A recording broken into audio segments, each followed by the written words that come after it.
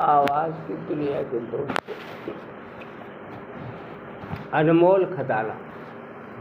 अभी तो अच्छा लगे सब्सक्राइब करें, ये अवश्य। बड़े महाराज जी ने फिर से पूछा, तुम क्या बनना चाहोगे? महाराज जी के भाई तो चुप रहे, परंतु महाराज जी ने जवाब दिया, हुजूर मैं तो सपूत ही बनना चाहूँगा, पर सब कुछ आपके हाथ में। बड़े महाराज जी ने फरमाया, मालिक तुम्हें सपूत बनाएगा।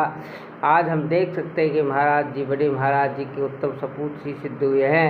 न केवल सांसारिक दौलत 1000 गुना बढ़ी है, बल्कि रूहानी दौलत का भी असीम विस्तार हुआ है। महाराज जी की निस्वार्थ सेवा और संपूर्ण समर्पण के फलस्वरूप हुजूर बड़े महाराज जी के उपदेश आज संसार के कोने कोने में फैल गए हैं। आवाज़ की दुनिया के दोस्तों, सत्संग प्रेमियों, महाराज जी की अपनी माता जी की प्रति भावना, महाराज जी का अपनी माता जिन्हें वे प्रेम पूर्वक बेजी कहते हैं के साथ एक अनोखा संबंध है। जो प्यार और आदर महाराज जी उन्हें देते हैं, वह केवल हृदय को छूने वाला ही नहीं, बल्कि खासकर आज के ज़माने में एक मिसाल है। इस भौतिकवाद और स्वार्थ के ज़माने में रिश्तों का मतलब ख़त्म हो गया है और आज कोई किसी की परवाह नहीं करता, परंतु जिस तरह महाराज जी सच्चे प्रेम की भावना के साथ अपनी माता जी की संभाल तथा देखभाल करते हैं, उनका ख्याल रखते हैं, उस पर केवल देखने से ही विश्वास आ सकता है। हर रोज़ सुबह अपना कार्यक्रम शुरू करने से पहले महाराज जी अपनी माता जी के पास जाते हैं और उनको माथा टेकते हैं, उनके साथ कुछ देर बैठकर बातचीत करते हैं। इस संबंध में महाराज जी के पिताजी द्वारा अपने आखिरी दिनों में कही हुई बात कितनी सही निकली है। महाराज जी के पिताजी ने बेजी से कहा था कि वह उनको कोई जायदाद या नगद रुपया नहीं दे रहे हैं।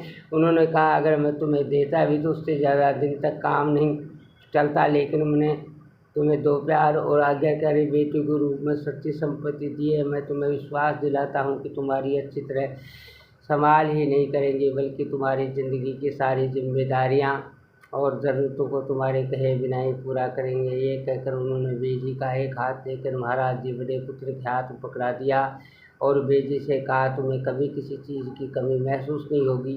ये सब सही निकला है। महाराज जी और उनके भाई ने अपनी छोटी बहन की शादी करवाई। 3 अन्य बहनों का ब्याह पहले ही हो चुका था। उन्होंने अपनी विधवा बड़ी बहन के बच्चों को पढ़ाया, उनकी शादियाँ की और उनको कामकाज में लगाया। बेजी के हाथ हमेशा सिकंदरपुर के घर का पूरा इंतज़ाम रहा है। उनकी हर इच्छा हमेशा उनके दोनों पुत्रों के लिए हुक्म रही है, जिन्होंने कभी कोई सवाल नहीं किया, केवल उनका हुक्म माना। आज के ज़माने में कौन सी माता इतनी भाग्यशाली है कि जिसे ऐसे पुत्र मिले हो। हरे हरे बेजी बड़े मजबूत इरादे किए, लेकिन अब 90 साल की हो गई है और पिछले 2 वर्षों से उनका स्वास्थ्य भी ठीक नहीं चल रहा है। उनके लिए बार बार सफ़र करना मुश्किल है, इसलिए महाराज जी उन्हें सिकंदरपुर से डेरे ले आए हैं ताकि उनकी देखभाल महाराज जी की देखरेख में हो सके। महाराज जी अपने इतने व्यस्त कार्य में उनके साथ बिताने के लिए कुछ समय निकाल ही लेते हैं। वह भोजन उनके साथ करते हैं, उनको हंसाते, हर तरह से उन्हें खुश और आराम से रखने की कोशिश करते हैं। देख हैरत होती है कि आज के ज़माने में भी इतने आज्ञाकारी पुत्र इस संसार में हैं। दोस्तों, पुत्रवती जुगती जग सोई, रघुपति भगत दास सुत होई, नतुबाद बलिबाद बियानी, राम मुख सुते हित जानी। व्यापक ब्रह्म निरंजन निर्गुण विगत विरोध, सोज प्रेम भक्ति बस कौशल्या के गोद।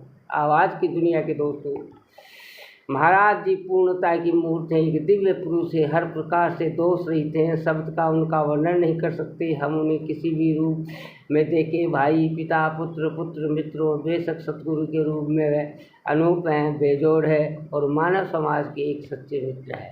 हरे हरे सब्सक्राइब करिए दोस्तों, ये नितांत आवश्यक है।